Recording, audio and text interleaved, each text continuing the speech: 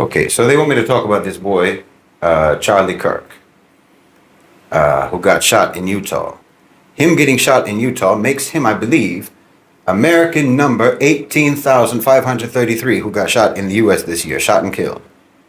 And I think that there were 3 more people who were killed, shot and killed in Colorado, just over the mountains, within hours of his shooting. And all the flags in America are going to fly half-mast, not for those 18,335 other victims, but they're going to fly half-mast for Charlie Kirk. That's just an observation. You can do with it what you will.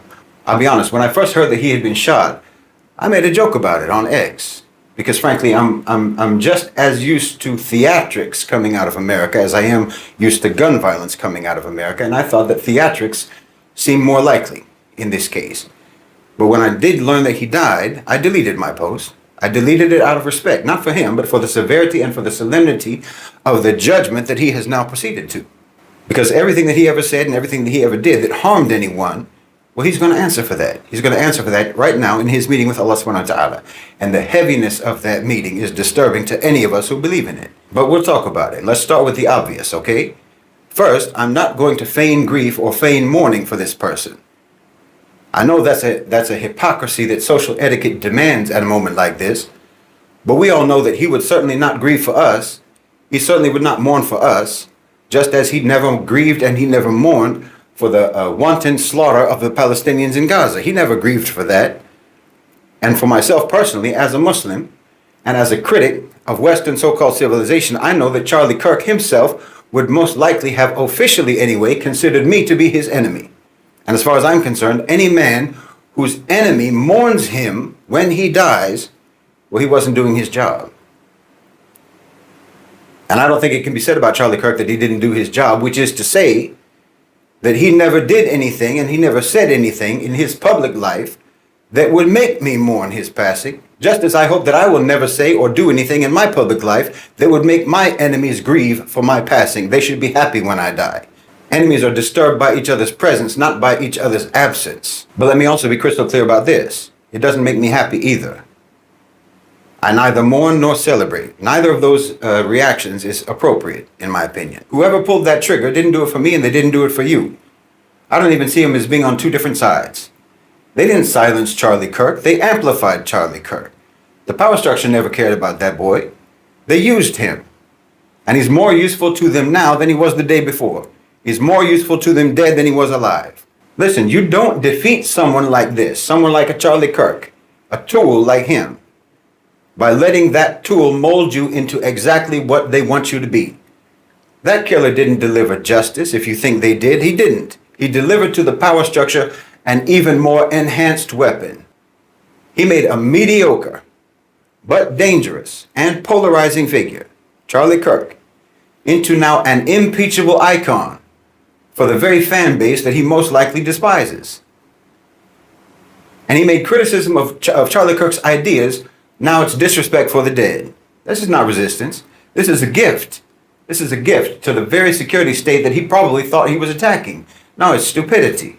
Or maybe, as the conspiracy theories are already speculating, what actually happened was just a purge of an expendable asset to create a more powerful symbol. Oh, they'll use his death. Oh, how they will use it. They will use his death to paint every dissenting voice, every cry for a more just world.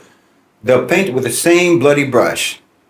They're going to use his death to avoid once again ever having to look in the mirror. They're going to hold Charlie Kirk's body up as a shield against any examination of the society that created him. And the society that created his killer. The society that they made and that they rule, and you didn't do anything now but strengthen their hold on that society. They're going to use his corpse as a pulpit to preach from. And you just validated all the lies that they're going to be preaching. You understand me? Because listen, the truth is the Charlie Kirks of the world are not the enemy. The enemy is the society, it's the system, it's the power structure, it's the so-called civilization that creates boys like Charlie Kirk. I call him a boy because that's what he is to me. I'm 54 years old. That's what he is to me, or that's what he was.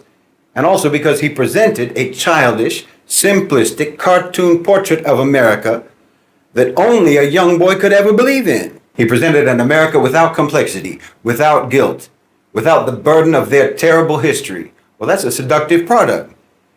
And America has always been an eager market for that sort of a product. He existed because of supply and demand.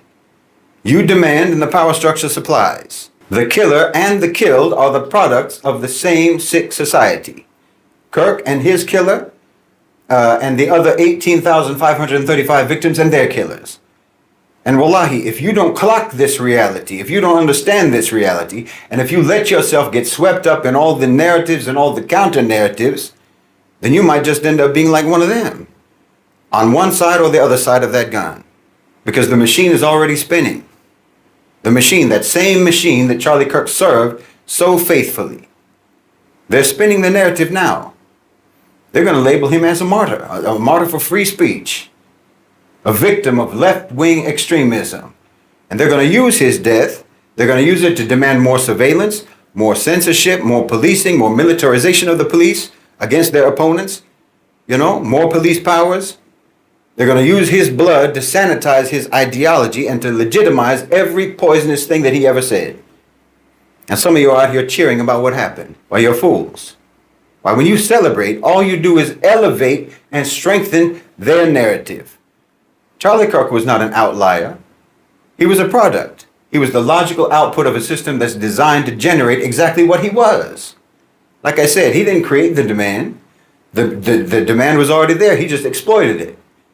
He sold a fantasy, like I say, a fantasy where all of the problems of modern America, economic decay, economic despair, cultural displacement, and cultural unrest, political powerlessness, these are all not the inevitable results of late-stage capitalism and a dying empire. No, it's all the fault of immigrants. It's all the fault of minorities, of wokeism, some internal enemy that's not in power. Well, now he's been killed. And his death is going to be used to service that same system. The security state benefits, the politicians that he supported benefit, the media benefits because they get endless hours now of content, of debate, of fear-mongering, of polarization mining. You understand me? The entire apparatus of control gets a massive boost. His killing was not an attack on the system. It was a gift to the system. You didn't extinguish a fire, you just scattered the embers and made it more dangerous. The individual who pulled that trigger, their motives are irrelevant. It doesn't matter if they saw themselves as a revolutionary or they saw themselves as a vigilante. Their actions serve a deeply counter-revolutionary purpose. You understand me? You didn't help Muslims. You didn't help so-called minorities. You didn't help immigrants. You didn't help women. You didn't help anyone. All you did was exactly what they created Charlie Kirk to goad you into doing. Please understand me. You contributed now. Whoever did this contributed to exactly the climate that they created Charlie Kirk to create. No, they're both servants of chaos. The killer and the killed. No, you don't need a bullet. You need a brain. You need a mind that can't be manipulated. You need an inflammable heart. A heart that can stay calm, cool, and collected when everything around you is in flames. That's what you need. And wallahi, you can't let the hatred of a people cause you to act unjustly, or to advocate or to endorse injustice, or to celebrate injustice.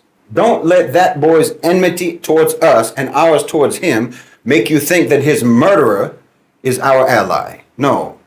You don't answer words with bullets. You know, back in the day, back in the time of the Sahaba, when the Muslims would fight against the kuffar. The kuffar, they would bring their drummers and they would bring their singing girls to egg them on. Nobody ever killed them. Well, that's what Charlie Kirk was. You don't win a war by targeting the singing girls and the drummers of your enemy. That's no strategy. I've said many, many times, you have to erect your partitions around your discourse, around your people, around what you let into your mind. Or you're going to lose your focus and you're going to lose your purpose and you're going to get confused and you're going to make bad decisions. You're going to make wrong decisions, unjust decisions, immoral decisions, because you let yourself get provoked. No. For me personally, I didn't care about Charlie Kirk yesterday, the day before, and I don't care about him now. I don't mourn and I don't celebrate. That's strategic indifference. And I don't respect anyone who tries to tell me that I'm supposed to grieve. And I don't respect anyone who tells me that I'm supposed to be happy.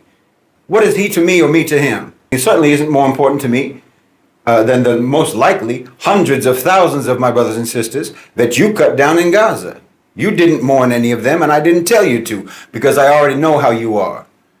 I already know that your performance of mourning over Charlie Kirk has nothing whatsoever to do with respect for human life. He was just a vessel for an ideology that you hold sacred.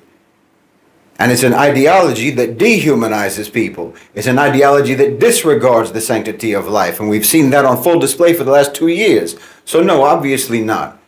I'm not the least bit interested in accommodating your weaponization of selective compassion and selective sympathy. Now, if you want to paint my indifference, if you want to spin my indifference as if it is approval of the crime that was committed, well, okay, I already know that you never do anything but lie anyway. And I know that you are from exactly the same manipulated, mutated, mutilated, and maladjusted population that created the demand that the power structure met by giving you Charlie Kirk, and that gave you his killer. Meaning you're just part of that mob in America, that same collective monster that's responsible for the American genocide of the indigenous people, that's responsible for genocides in Guatemala, genocides in Bangladesh, in Iraq, in Cambodia, in East Timor, in West Papua, and in Gaza. And you're the same collective monster that's responsible for every atrocity, every heinous crime that your country has ever committed. As far as I'm concerned, you poisoned Charlie Kirk's mind before he could even have a chance at a decent life, a moral life.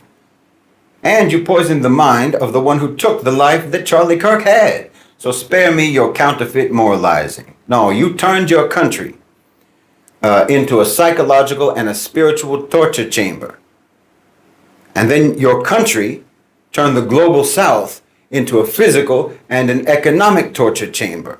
And now that system, that same system that you're serving, is turning inwards on you now. I told you that political violence, division, and terrorism, and civil unrest, and turmoil, I told you all this was going to be coming home. Why? Because that's your business model. That's your business model. And you're the only market left to vanquish. And the more you give yourself up to all these twisted, polarizing, hateful narratives, well, all you're doing is playing along with your own demolition.